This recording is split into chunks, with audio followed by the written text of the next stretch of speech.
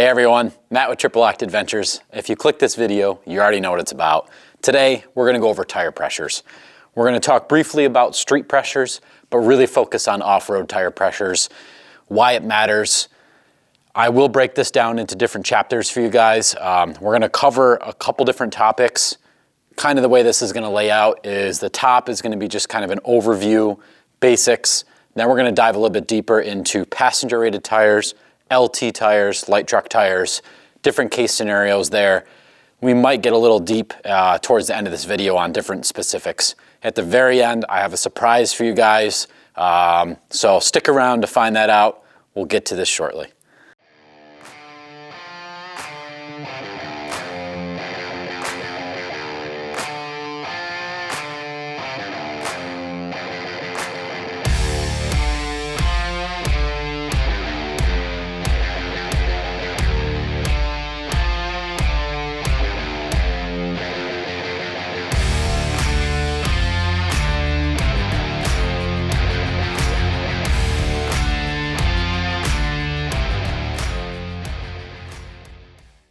All right, guys, tire pressures. Let's look at the top level here.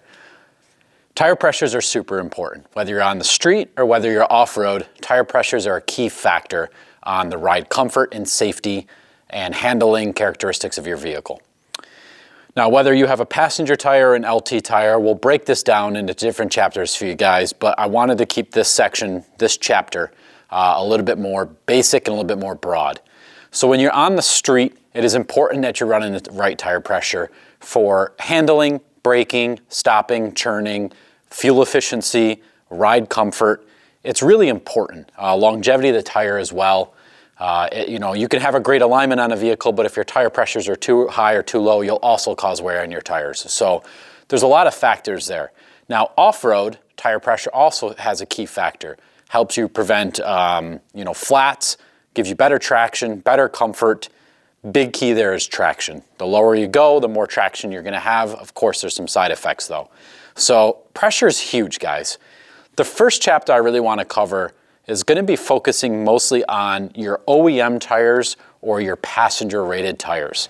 That'll be to your left here. These are just two examples off my Lexus GX460 that I had, a factory tire, and the current setup I'm running, which is a 34-inch tire. All right, guys. We're gonna start with what's to your left here, which is a P-rated tire, a passenger rated tire. We'll talk about LT tires here later in the video. There'll be a chapter on that, but I wanna focus strictly on these P-rated tires.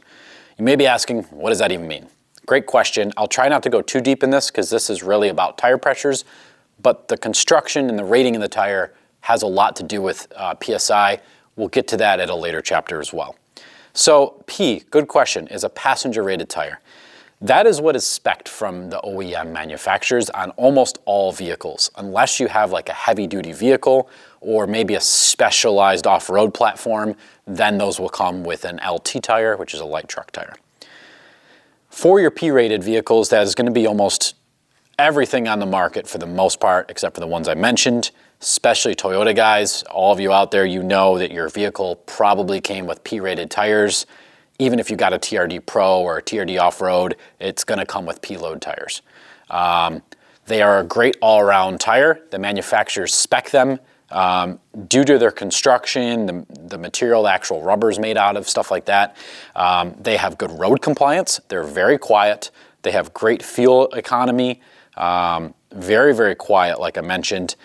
They have good performance in the rain, light snow, desert conditions, cold climates. They're just a good all-around tire. And being a passenger rated tire, they actually have a very high load rating for the given PSI you set them at. That's kind of something that's overlooked in LT tires versus P-rated. I won't go into that in this video, but anyway, a P-rated tire has a very high load rating for the given pressure. That is why manufacturers use them. They're just a great all-around tire, but they are not specialized in anything. And you're going, okay, you went off on this tangent, but what does that have to do with pressures? Great question. Sticking with P-load tires. First, let's go over a P-load tire that came on your vehicle in a factory size. Say you're not ready to buy tires yet and you just want to know about pressures. What should I be doing? On the road, this one is super simple. Factory tire size, factory wheel spec, just run what is on the driver's door placard. There's a sticker inside your driver's door that has the recommended tire pressures and actually your tire size as well. It'll be different on every vehicle. That is spec'd by the manufacturer based on your vehicle's load rating and the load rating of the tire, really is what it comes down to. That is what you need to run on the road. That tire pressure, just as a side note, from the factory has roughly about a 10% safety factor to account for any changes in load of the vehicle or passengers, right? So if you're really nerdy about it, you can technically lower your pressure from that door to fit your needs. Not really necessary. If you're super nitpicky or super nerdy, you could. Really though, simplistically put, for on the street with a factory tire size, run that what's on that placard. Now, same concept, but off-road. Say you're gonna go off-road, a light off-roading trip or something on your factory tires. Can you do that? Absolutely. What tire pressure should you run off-road? Great question. So most likely, let's categorize off-road too. So everybody rates that in a different way. Let's start kind of at the top level. Say you're gonna be doing forest roads, like kind of your gravel roads. Maybe it's got some potholes and a couple rough sections, maybe a little bit of washboard in some of the corners from water runout. You know, kind of real light off-roading. You're not on the road, you are off-road, but it's very light. Something like that, you could just run your street pressure. There's nothing really necessarily wrong with that. It will ride a little stiff, and if you were to hit a pothole extremely hard or a big, any kind of big impact, you do run the risk of what's called a pinch flat.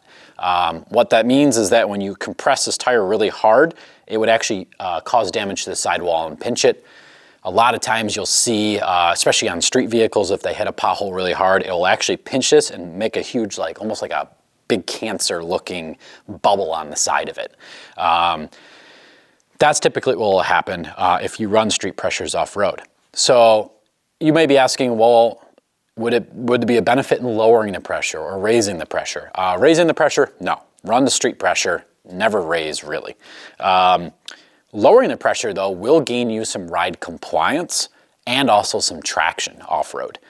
Now, I won't go into whole airing up and airing down and what's needed and air compressors and all that stuff. That's not this video. We're just talking strictly about pressure. Same scenario though. You have a P-load tire and you're gonna be going off-road on some gravel roads and you do wanna air down. You have the ability to do that, right? I would recommend dropping somewhere between 5 and 10 PSI on a factory tire. So say, let's just, for easy math, say your tire pressure on your door says 35 PSI, drop it down to 30 PSI, or drop it down to 25 PSI. That's gonna give you a good amount of ride compliance, also a little bit of extra traction, because when you air down your tire, it squishes it out ever so slightly. So these sides tend to bite a little bit more into the road.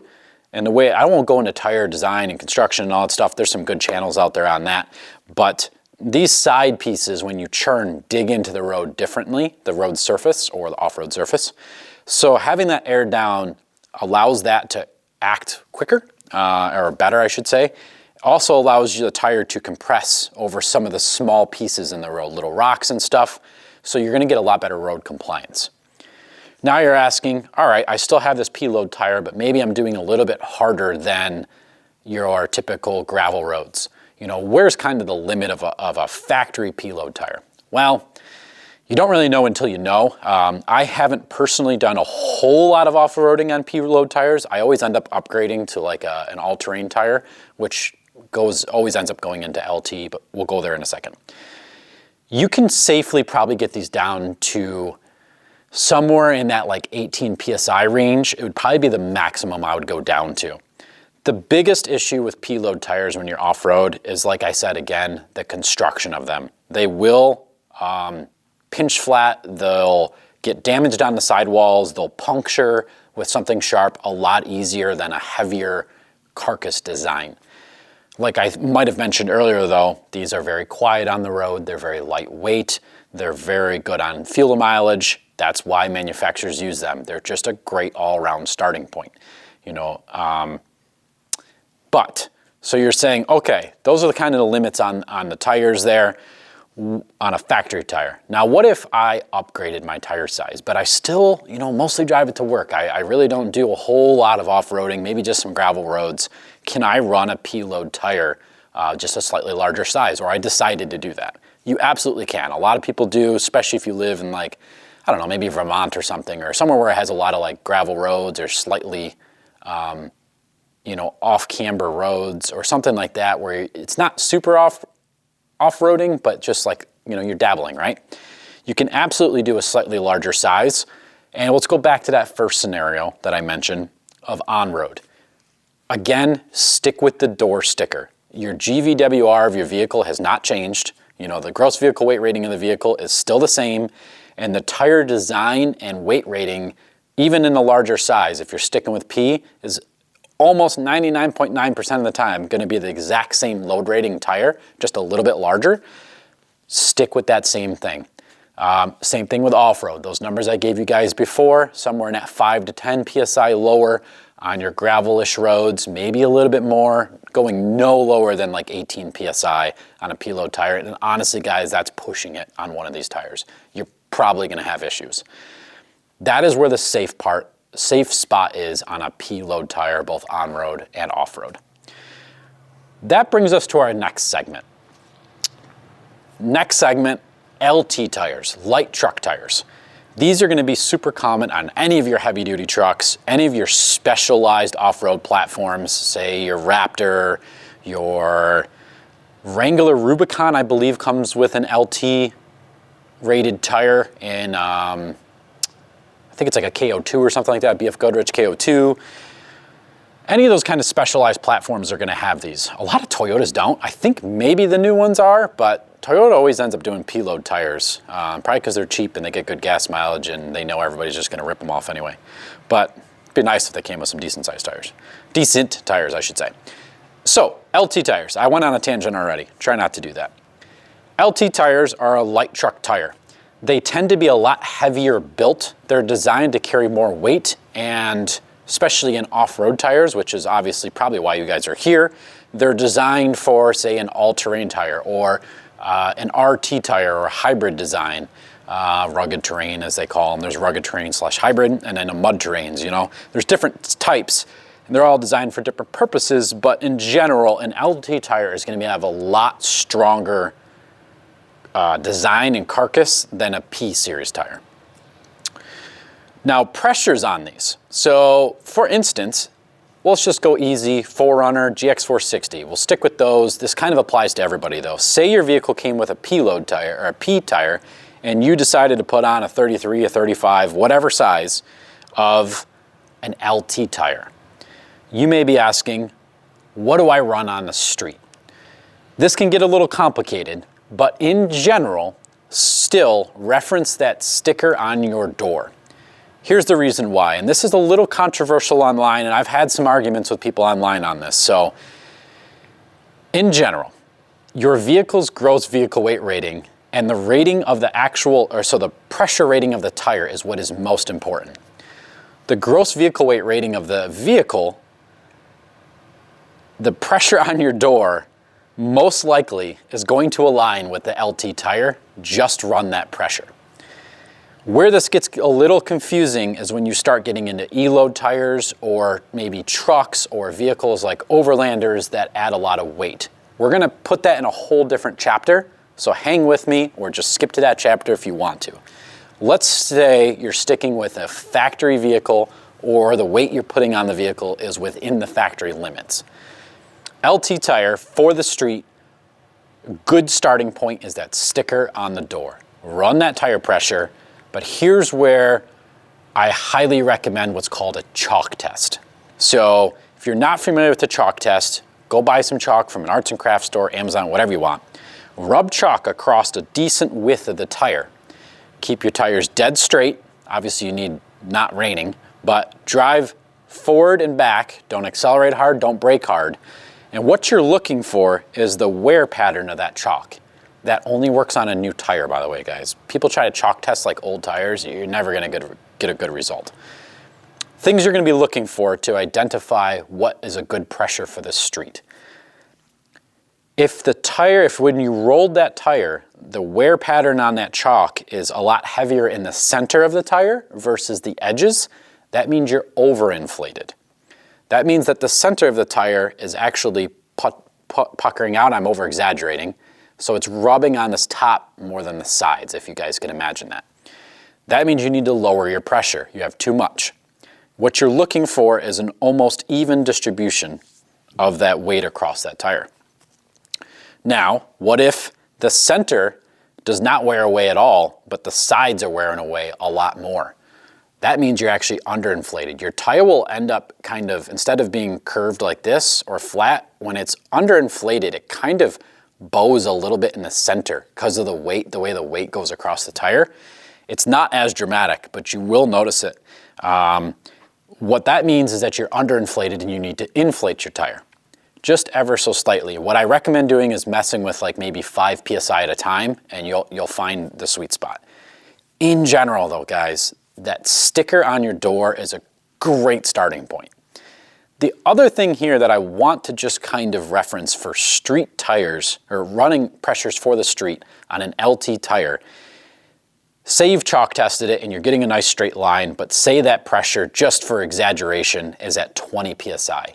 That is probably too low, guys. I know your chalk test is right, but what I mean by this is when you buy a tire, this is a Nitto Ridge Grappler, pretty worn, pretty beat up. Love these tires, by the way.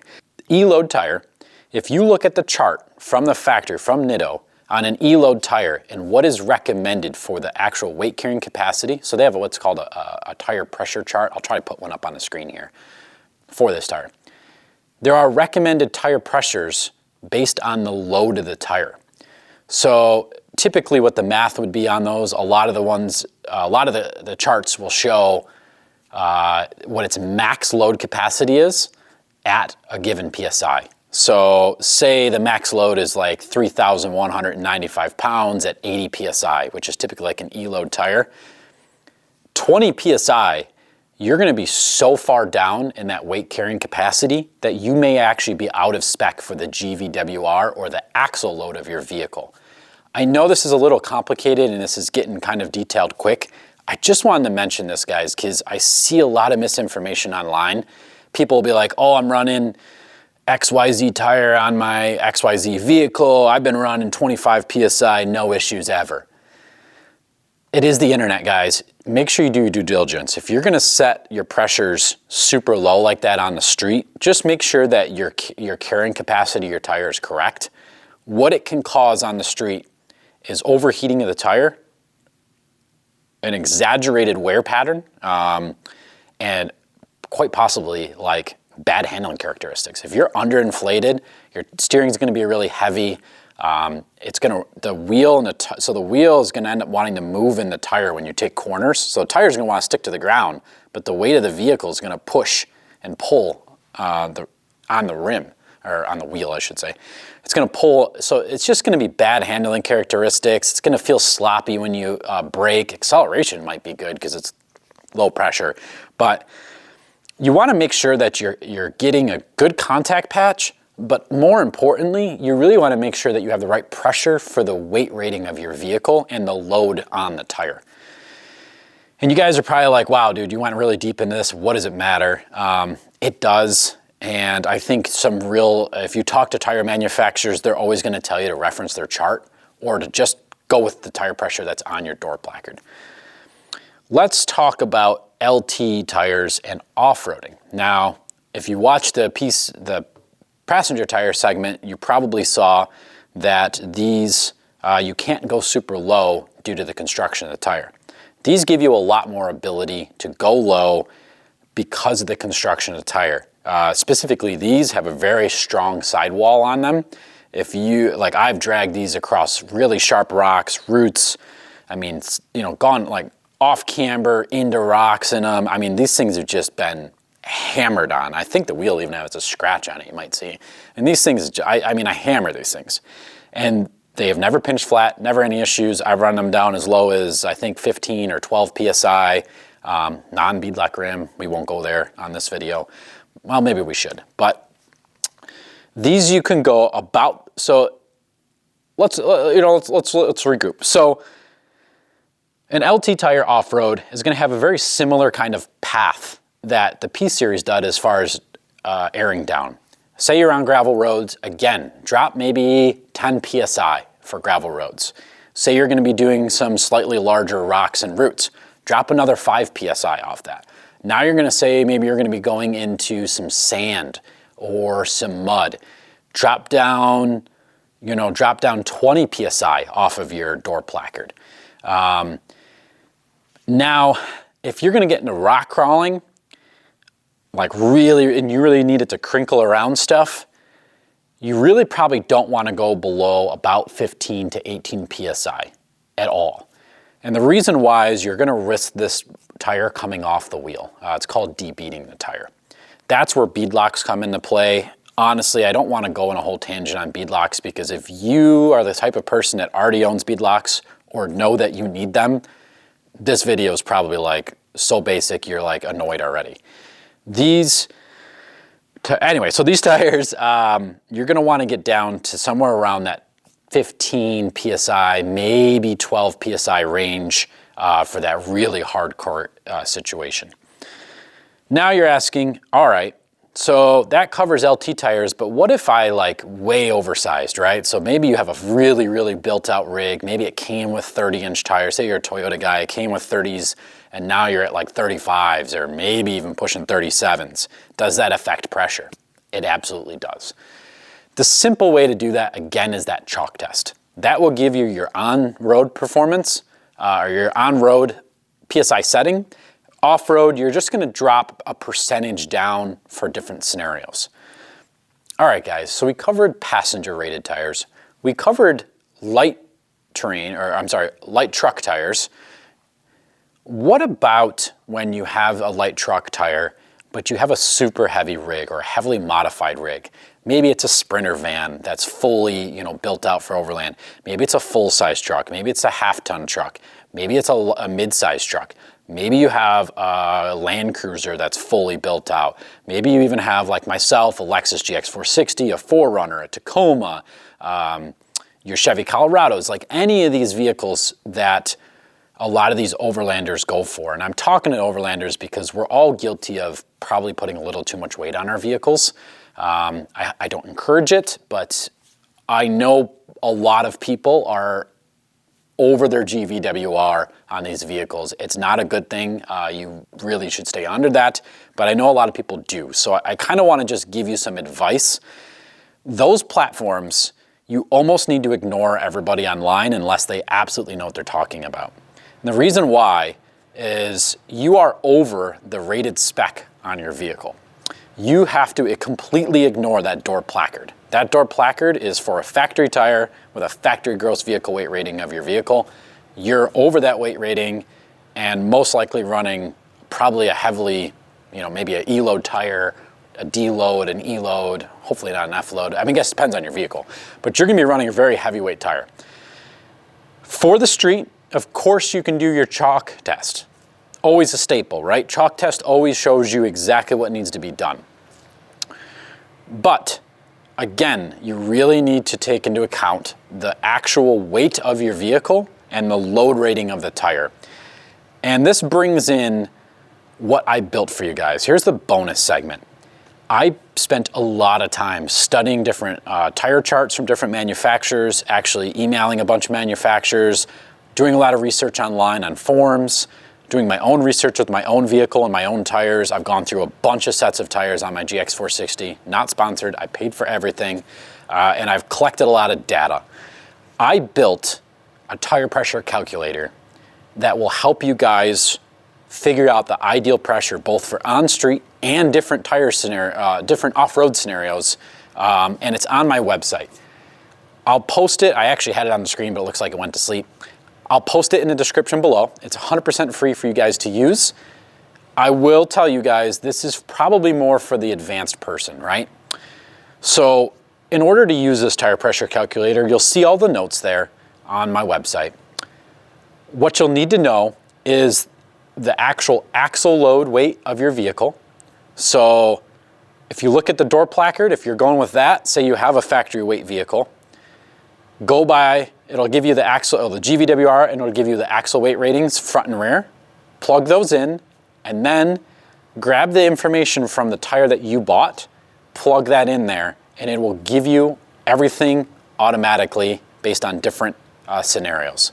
I even included a spot in there for people that have dualies. So say you have a dually pickup truck, or more importantly, I was thinking of my friends that have like Sprinter vans with the dually in the back, carrying a lot of weight, and they're always like, well, what do I do with my tire pressure? Here's your answer. Plug all that information in there, and you're set to go.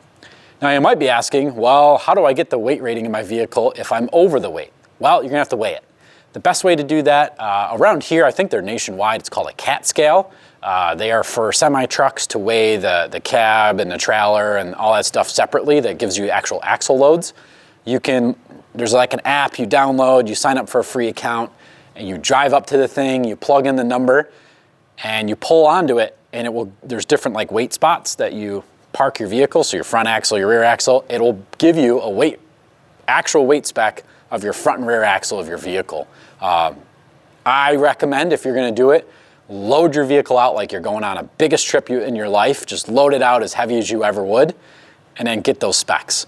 Now maybe also go and get the specs of like your daily driving load. That way you kind of can get different tire pressure ratings for your different scenarios, you know? That will allow you to use that tire pressure calculator and calculate this all for you without having to go through all the math of doing it. That really covers, guys, the basics of tire pressures and why it's important, what different options you have for passenger load or LT tires, some of the intricacies that you need to look at. I hope you guys found this useful. If you have any questions, comments, put them below. I love when you guys give me feedback. Go check out the tire pressure calculator. That'll be down in the description. Let me know what you think of that. If you've already been off-roading for a long time, let me know. Is the tire pressure calculator like close to what you've found out worked on your vehicle? I'm very interested in everybody's feedback on that. Like I said, I've been doing a bunch of testing and it's been like super spot on. So super excited about that. I put a lot of energy into building it. I hope you guys like that. I hope you guys like this video. As I always say, I appreciate you guys. Love your support. If you like this, please click subscribe. Super excited for all the feedback I've been getting from you guys. Stay adventurous, and we'll see you guys in the next video.